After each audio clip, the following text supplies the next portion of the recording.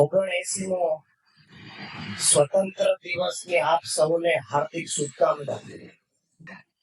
આજનો આ flag hosting ceremony જે આપણે સ્વતંત્ર દિવસની ઉજવણીના ભાગરૂપે પીપી માણિયા હોસ્પિટલના પટાંગણમાં આયોજિત થયો છે, ત્યારે આ કાર્યક્રમમાં આજના આપણા મુખ્ય મહેમાન અને જેમણે આ વિસ્તારમાં એક સોશિયલ મીડિયામાં અને યુવાનોમાં નિડરતાનો ગુણ કેળવ્યો છે એવા પરમ સ્નેહી એડવોકેટ અલ્પેશ કથિરિયા સર, સાથે સાથે કોડલ ગામના આગેવાન એવા ધાર્મિક માલવિયા સાહેબ, થોડીક ક્ષણમાં આપણી વચ્ચે એડવોકેટ મેહુલ બોગરા સાહેબ ઉપસ્થિત થવાના છે, તથા જેમનો હંમેશા સકારાત્મક આપણી હોસ્પિટલ પ્રત્યેની ભાવના રહેલી છે એવા કાપુપરા પોલીસ સ્ટેશનમાંથી ઉપસ્થિત પીએસઆઈ મેડમ, ગોટાણી મેડમ,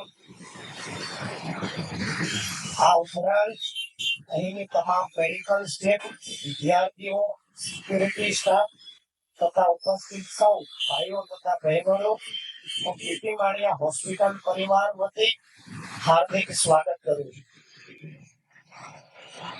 આ કાર્યક્રમમાં વિશેષ એટલા માટે આપણા માટે થઈ જાય કે જ્યારે ભારત દેશને આઝાદી મળી 1947માં, ત્યારે એ સમયના મહાપુરુષો, રાષ્ટ્રપુરુષો,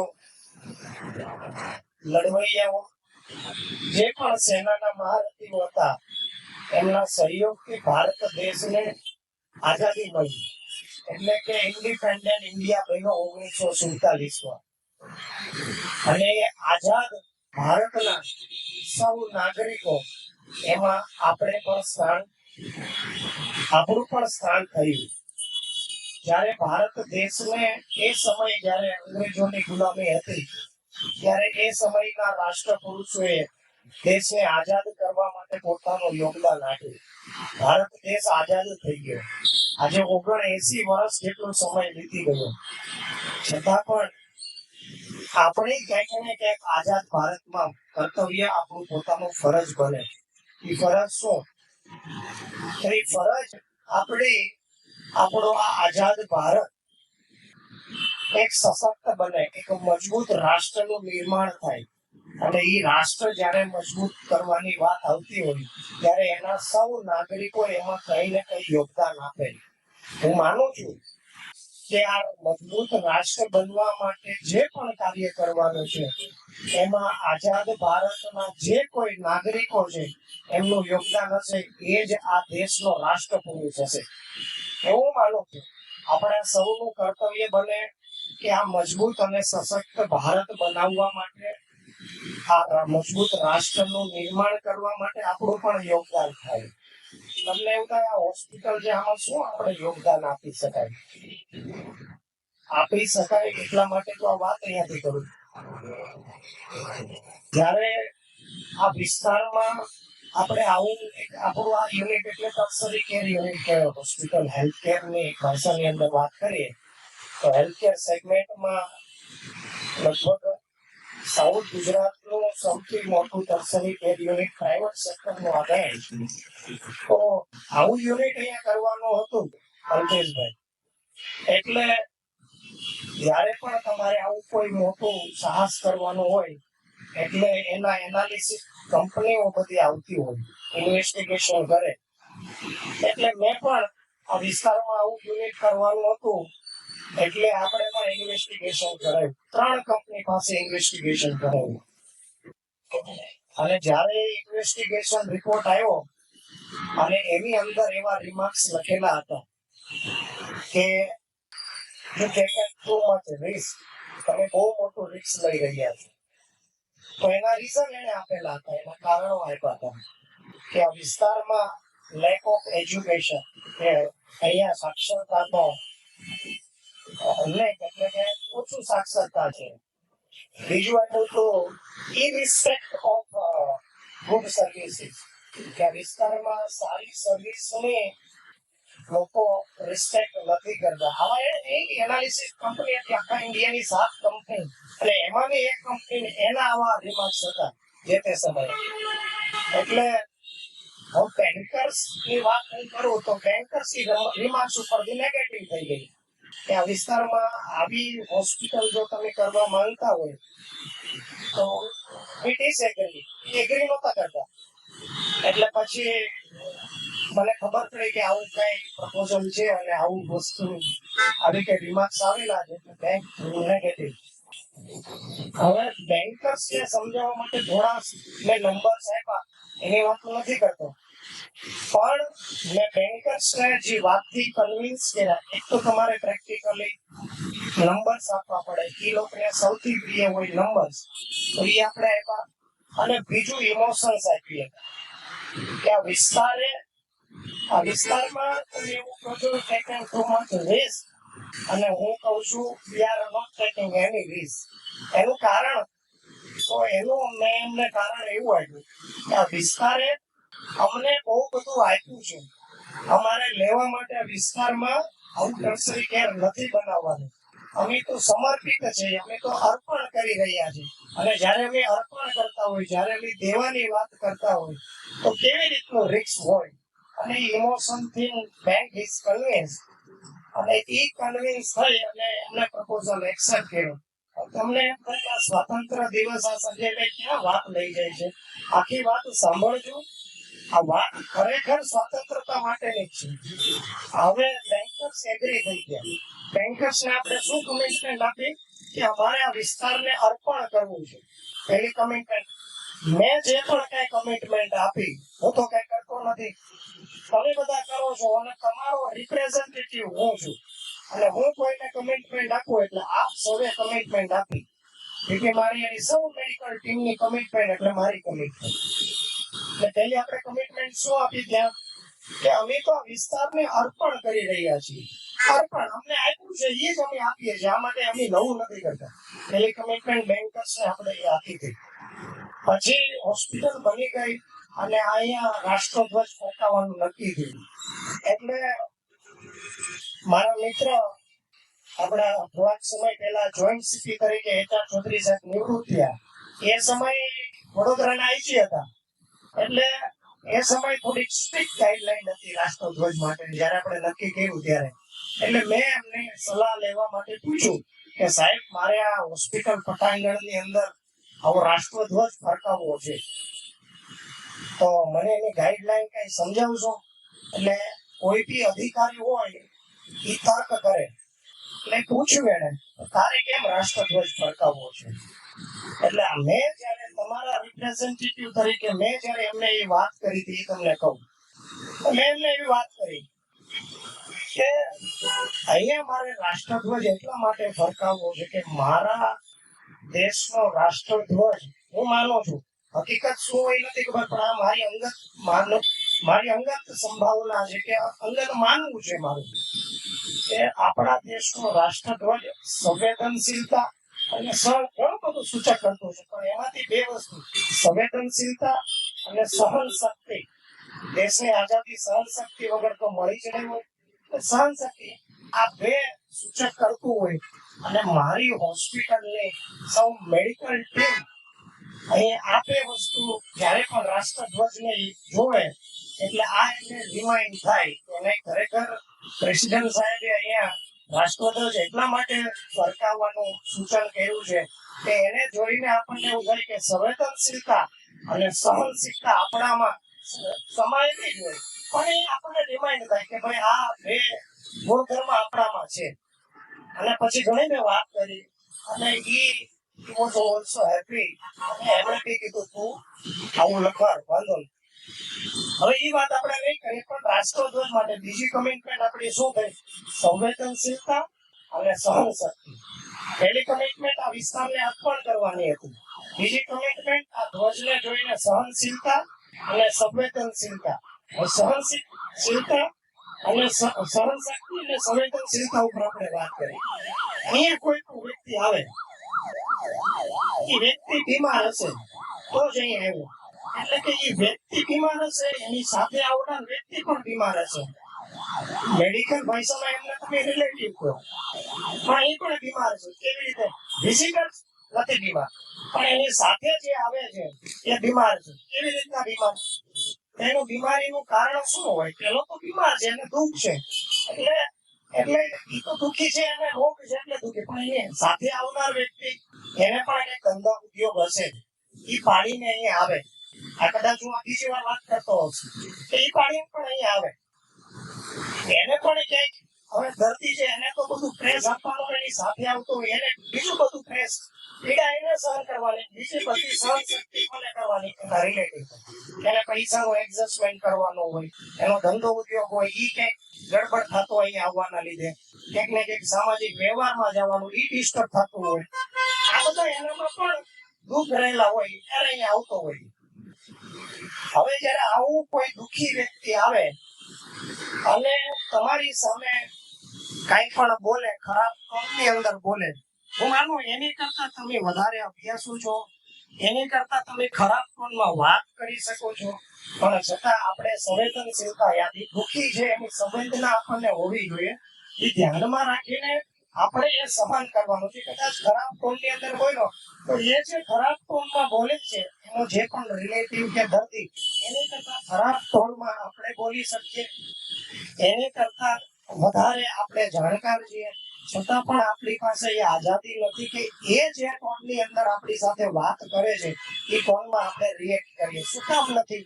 એનાથી થવાનું શું? એ તો દુઃખી છે, પણ આ ટોનની અંદર આપણે વાત કરશું એટલે ક્લેશ થશે, અને ક્લેશ થશે એટલે આપણે બી દુઃખી થશું.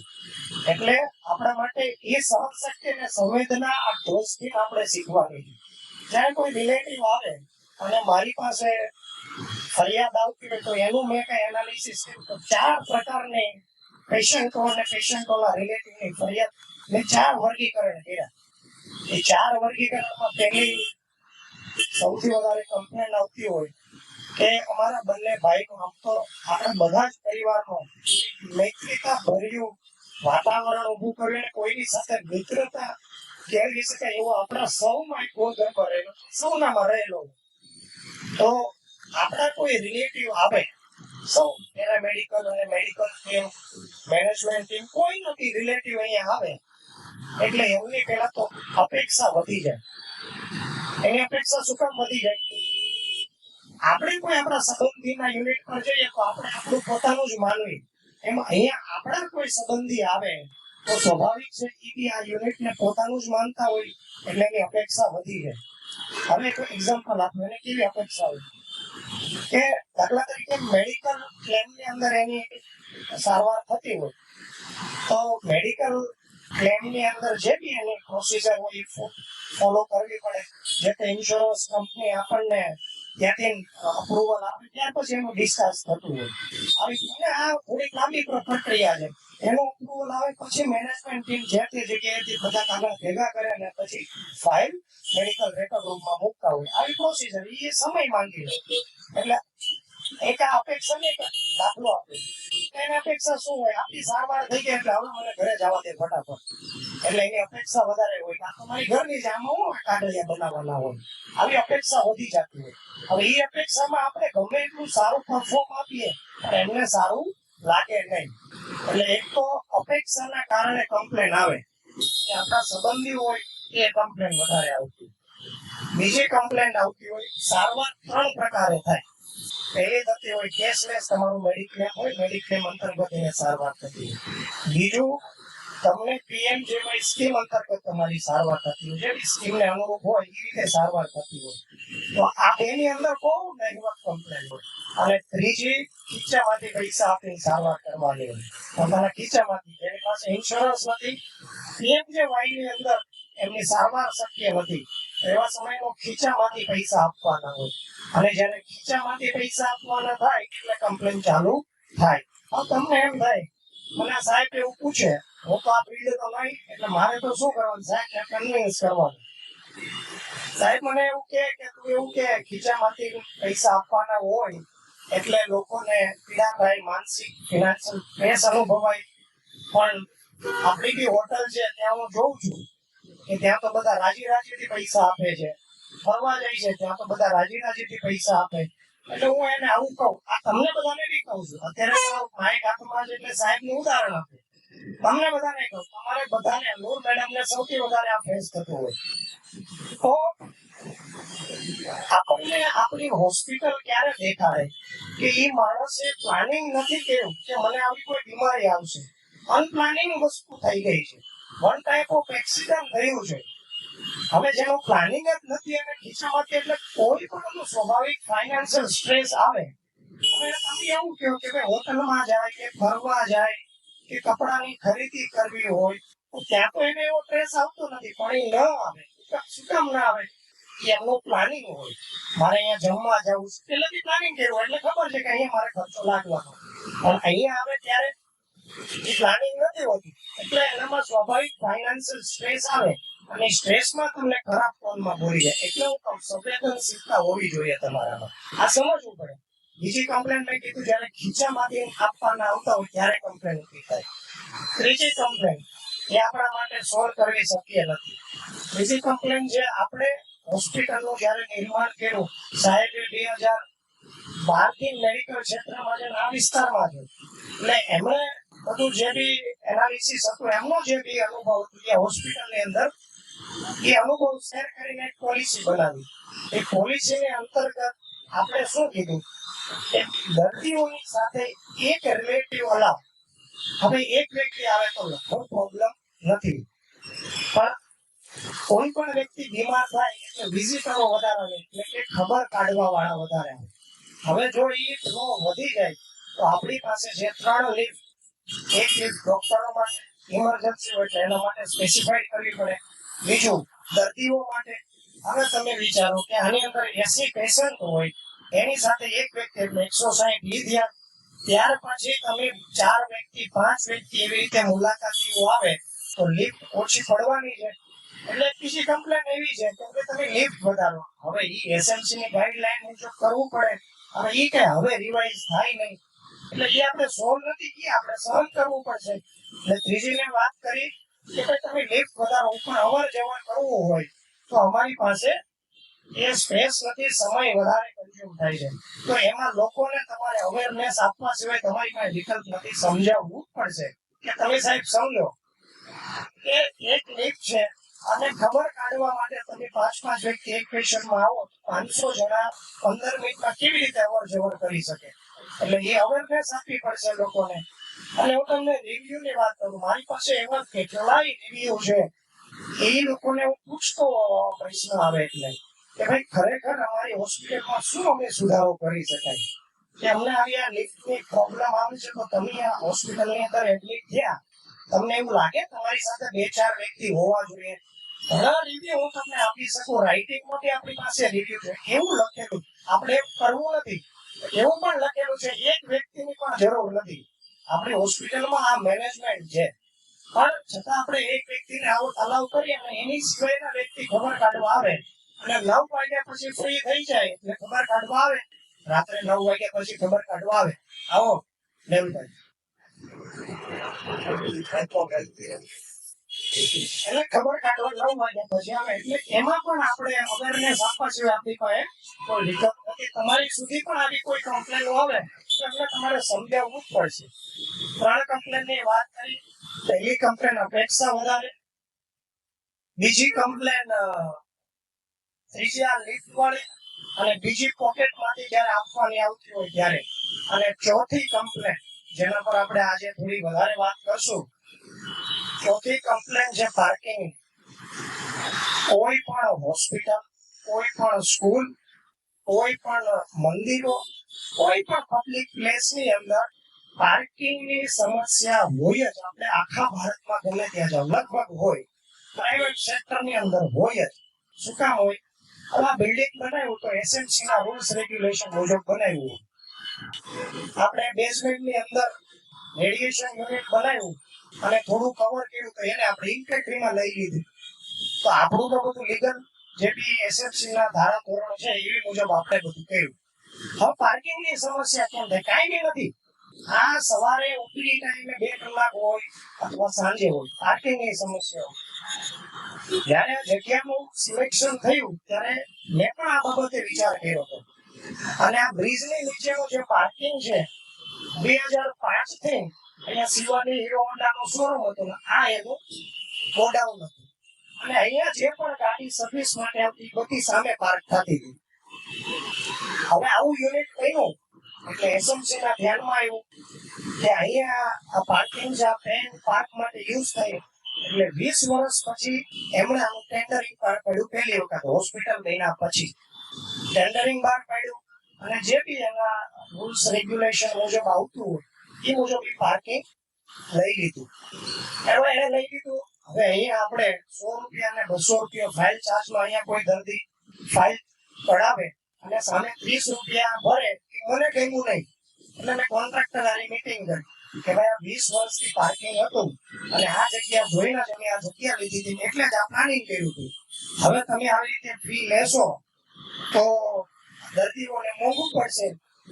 એટલે મને કે ભાઈ અમે તો એસએમસી માં આટલા પૈસા ભર્યા છે એટલે આપણે એને કીધું ભાઈ તારે દર્દી પાસેથી લેવાનું કે રોજ સાંજનો હિસાબ મને આપી દેજે, હું તને પૈસા આપી દઈશ. આવું આપણે આપણા દર્દીઓ માટે એ આપણી ફરજ છે, માટે નવું નથી કર્યું પણ એ આપણે કર્યું.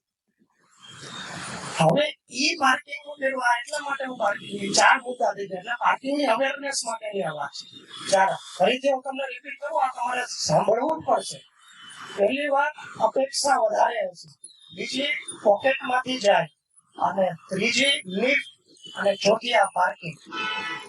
તો પાર્કિંગ એટલે રાજનો મને થોડા દિવસ પહેલા ફોન આવ્યો કે ભાઈ આવું થઈ ગયું અને મારો વિડીયો ઉતરી ગયો અને મારું એંગેજમેન્ટ બાકી છે. મેં કીધું તે કે ખોટું કર્યું, હવે એંગેજમેન્ટ માટે ફરક નહીં પડે એના માટે મારે કરવું પડે. એટલે હવે આમ તો ડિપ્લોમેટિક વાત થઈ જાય પણ રાજ માટે આ કરવું જરૂરી છે મારે. અને જે બી વડીલ મોરબી વિડીયો ઉતારતા હતા એ એવો શબ્દ બોલ્યા કે આ ક્યાં પીપી મણી બાપુસિંહ જગ્યા છે હું બોલ્યા. અને મને ઘણા ફોન આવ્યા. મેં કીધું એને કે ખોટું કીધું, મારા બાપુસિંહ જગ્યા તો નથી જ ને. હવે ઈ વડીલને ખબર તો નથી પીપી મણીએ કોણ છે. આ પીપી મણીએ મારા સ્વર્ગવાસી પિતાજી એના બાપુ છે એટલે મારા દાદા એને મેં નથી જોયા અને ઈ દાદા સુરત નથી જોયું એને.